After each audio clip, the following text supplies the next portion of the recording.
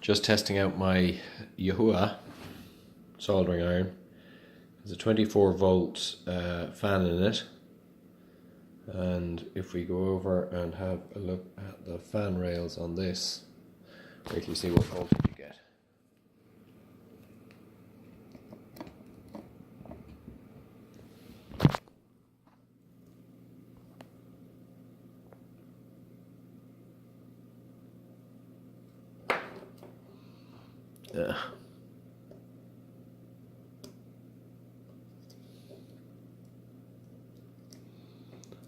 It's like chopsticks in reverse and much worse. But it's a fairly